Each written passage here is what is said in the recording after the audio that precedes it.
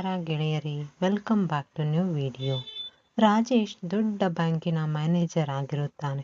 ಅವನ ಹೆಂಡತಿ ಮಮತಾ ರಾಜೇಶ್ನ ಬಳಿ ಬಂದಾಗ ರಾಜೇಶ್ ತನ್ನ ಪ್ರಮೋಷನ್ ಆಗಿದೆ, ನನಗೆ ಇನ್ನೂ ಬೆಳೆಯಬೇಕು ಅಂತ ತುಂಬ ಆಸೆ, ಹೆಸರು ಮತ್ತು ದುಡ್ಡು ಮಾಡಬೇಕು ಅಂತ ಫೋನ್ನಲ್ಲಿ ಹೇಳ್ತಿರ್ತಾನೆ. ಅದನ್ನು ಕೇಳಿಸಿಕೊಂಡಂತ ಮಮತಾ ಬೇಸರ ಮಾಡಿಕೊಳ್ತಾಳೆ. ರಾಜೇಶ್ನ ಮಗಳು ಗೌರಿ. ಆಗ ಮಮತಾ ನಮಗೆ ಈ ಹಳ್ಳಿಯಲ್ಲಿ ಇರೋದಕ್ಕೆ ಆಗೋದಿಲ್ಲ ಅಂತ ರಾಜೇಶ್ಗೆ ಹೇಳ್ತಾಳೆ. ಆಗ ಗೌರಿ ಕೂಡ ಹೌದು ಮಮ್ಮಿ, ಹೇಳ್ತಿರೋದು ಸರಿ ಅಂತ ಹೇಳ್ತಾಳೆ. ಆಗ ರಾಜೇಶ್, ನನಗೆ ಈಗ ತಾನೇ ಪ್ರಮೋಷನ್ ಆಗಿದೆ, ಈ ಬ್ಯಾಂಕಿನಲ್ಲಿ ಇನ್ನು 2 ವರ್ಷ ಕೆಲಸ ಮಾಡಲೇಬೇಕು, ಆಮೇಲೆ ಬೇರೆ ನಗರಕ್ಕೆ ಟ್ರಾನ್ಸ್ಫರ್ ಮಾಡಿಸ್ಕೊತೀನಿ ಅಂತ ಹೇಳ್ತಾನೆ. ಆಗ ಮಮತಾ, ನೀವು ಬರೀ ಪ್ರಮೋಷನ್ ಬಗ್ಗೆನೇ ಮಾತಾಡ್ತಾ ಇರಿ, ಹೆಂಡತಿ ಮಗಳ ಆಸೆಗಳ ಬಗ್ಗೆ ನಿಮಗೆ ಯೋಚನೆಯೇ ಇಲ್ಲ ಅಂತ ಜಗಳ ಆಡ್ತಾಳೆ. ಆಗ ಸಿಟ್ ಮಾಡಿಕೊಂಡು ರಾಜೇಶ್ ಅಲ್ಲಿಂದ ಹೊರಡ್ತಾನೆ. ನಂತರ ಮನೆಗೆ ಕಾಲಿಂಗ್ ಬೆಲ್ ಆಗುತ್ತೆ. ಮಮತಾ ಬಾಗಿಲು ತೆಗೆದಾಗ ಅಲ್ಲಿ ಶಂಕರ್ ಎಂಬ ವ್ಯಕ್ತಿ ಬಂದಿರ್ತಾನೆ.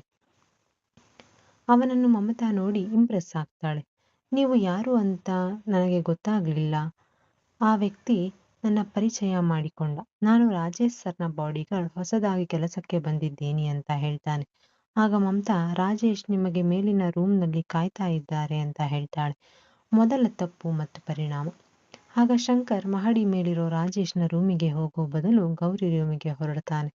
ಗೌರಿ ಆಗ್ತಾನೆ ಸ್ನಾನ ಮಾಡ್ಕೊಂಡು ಬಂದಿರ್ತಾಳೆ. ಅವಳು ಶಂಕರ್ನ ನೋಡಿ ಗಾಬರಿಯಿಂದ ನನ್ನ ಟವಲನ್ನು ಬೀಳಿಸಿಕೊಂಡು ಬಿಡ್ತಾಳೆ. ಆಗ ಶಂಕರ್ ಬಟ್ಟೆ ಇಲ್ಲದ ಗೌರಿಯನ್ನು ನೋಡಿ ಬಿಡ್ತಾನೆ.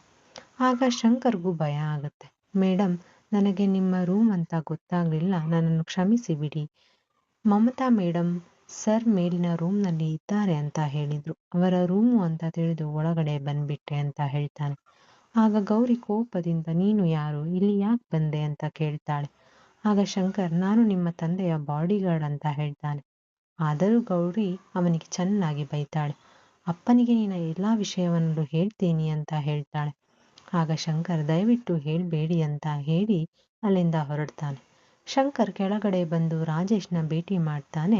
ಆಗ ರಾಜೇಶ್ ಅವನಿಗೆ, ನಾಳೆಯಿಂದ ನೀನು 8 ಗಂಟೆಗೆ ರೆಡಿಯಾಗಿ ಬಂದ್ಬಿಡ್ಬೇಕು, ನನಗೆ ಆಫೀಸ್ಗೆ ಲೇಟ್ ಆಗಬಾರ್ದು ಅಂತ ಹೇಳ್ತಾನೆ.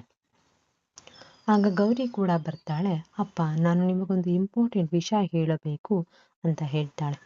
ಆಗ ಶಂಕರ್, ನನ್ನ ವಿಷಯ ಹೇಳಿಬಿಟ್ಲೆ ಅಂತ ಹೆದರ್ಕೊಳ್ತಾನೆ. ಆಗ ರಾಜೇಶ್, ಯಾವುದೇ ವಿಷಯ ಇದ್ರೂ ಸಂಜೆ ಮಾತಾಡೋಣ ಅಂತ ಹೇಳಿ ಆಫೀಸಿಗೆ ಹೊರಡ್ತಾನೆ.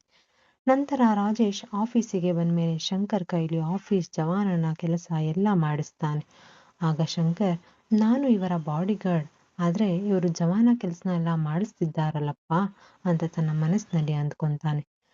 ಶಂಕರ್ ನಂತರ ಹೊರಗಡೆ ಬಂದು ತನ್ನ ತಂದೆ ಜೈರಾಮ್ಗೆ ಕಾಲ್ ಮಾಡ್ತಾನೆ. ಅಪ್ಪ, ನನ್ನಿಂದ ಒಂದು ತಪ್ಪಾಗ್ಬಿಟ್ಟಿದೆ ಅಪ್ಪ, ಒಬ್ಬ ವ್ಯಕ್ತಿ ನನ್ನಿಂದ ಬೇಸರ ಮಾಡಿಕೊಂಡು ಬಿಟ್ಟಿದ್ದಾರೆ, ನಾನೀಗ ಏನ್ ಮಾಡ್ಲಿ ಅಂತ ಕೇಳ್ತಾನೆ. ಆಗ ಜೈರಾಮ್, ನೀನು ಅವರ ಬಳಿ ಹೋಗಿ ಪ್ರೀತಿಯಿಂದ ಕ್ಷಮೆ ಕೇಳು ಅಂತ ಸಲಹೆ ಕೊಡ್ತಾನೆ. ಬ್ಲ್ಯಾಕ್ ಮೇಲ್ನ ಬಲಿಪಶು ಶಂಕರ್. ನಂತರ ಶಂಕರ್ ರಾಜೇಶ್ನ ಬಳಿ ಬಂದು, ನನಗೆ 2 ಗಂಟೆಗಳ ಕಾಲ ರಜೆ ಬೇಕು, ಬೇಗ ವಾಪಸ್ ಬಂದ್ಬಿಡ್ತೀನಿ ಅಂತ ಹೇಳ್ತಾನೆ. ಆಗ ಕೋಪದಿಂದ ರಾಜೇಶ್ ಸರಿ ಅಂತ ಹೇಳಿ ಕಳಿಸ್ತಾನೆ. ಶಂಕರ್ ರಾಜೇಶ್ನ ಮನೆಗೆ ಬರ್ತಾನೆ. ಗೌರಿ ಬಳಿ ಬಂದು, ನಾನು ತಿಳಿಯದೆ ನಿಮ್ಮ ರೂಮಿಗೆ ಬಂದ್ಬಿಟ್ಟೆ, ನನ್ನನ್ನು ಕ್ಷಮಿಸಿ, ನೀವು ನಿಮ್ಮ ತಂದೆಗೆ ಈ ವಿಷಯ ಹೇಳಬೇಡಿ, ನನ್ನ ಕೆಲಸ ಹೊರಟು ಹೋಗುತ್ತೆ, ನನಗೆ ಮನೆಯ ಜವಾಬ್ದಾರಿಗಳಿವೆ ಅಂತ ಬೇಡಿಕೊಳ್ತಾನೆ. ಆಗ ಗೌರಿ, ಹಾಗಿದ್ರೆ ನೀನು ಹೇಳಿದಂತೆ ಕೇಳಬೇಕು, ನನ್ನ ಆಸೆಯನ್ನ ಪೂರೈಸಬೇಕು ಅಂತ ಅವನ ಮೇಲೆ ಬೀಳ್ತಾಳೆ. ಆಗ ಶಂಕರ್ ಅವಳನ್ನು ತಣ್ಣಿ, ನಾನು ಆ ರೀತಿ ವ್ಯಕ್ತಿ ಅಲ್ಲ ಅಂತ ಹೇಳ್ತಾನೆ. ಆಗ ಗೌರಿ ಕೋಪದಿಂದ, ಹಾಗಾದ್ರೆ ನಾನು ಈಗಲೇ ಅಪ್ಪಂಗೆ ಕಾಲ್ ಮಾಡ್ತೀನಿ ಅಂತ ಫೋನ್ ತೆಗೆದುಕೊಳ್ತಾಳೆ. ಆಗ ಶಂಕರ್ ಹೆದರುಕೊಂಡು, ನಾನು ನೀವು ಹೇಳಿದಂತೆ ಕೇಳ್ತೀನಿ ಅಂತ ಹೇಳ್ತಾನೆ. ಆಗ ಗೌರಿ ಅವನನ್ನು ಬಳಸಿಕೊಂಡು ಮಜಾ ತಗೊಳ್ತಾಳೆ. ಮರುದಿನ ಮತ್ತೆ ಶಂಕರ್ ಆಫೀಸ್ನಲ್ಲಿ ಇರಬೇಕಾದರೆ ಗೌರಿ ರಾಜೇಶ್ಗೆ ಕಾಲ್ ಮಾಡಿ, ನಮ್ಮ ಮನೆಯ ಡ್ರೈವರ್ ಇವತ್ತು ಬಂದಿಲ್ಲ, ನಾನು ಕಾಲೇಜಿಗೆ ಹೋಗಲೇಬೇಕು, ನನಗೆ ಡ್ರೈವರ್ ಕಳಿಸಿಕೊಡಿ ಅಂತ ಕೇಳ್ಕೊಳ್ತಾಳೆ. ಆಗ ರಾಜೇಶ್ಗೆ ಬೇರೆ ವಿಧಿ ಇಲ್ಲದೆ ಶಂಕರ್ನ ಮನೆಗೆ ಕಳಿಸ್ತಾನೆ.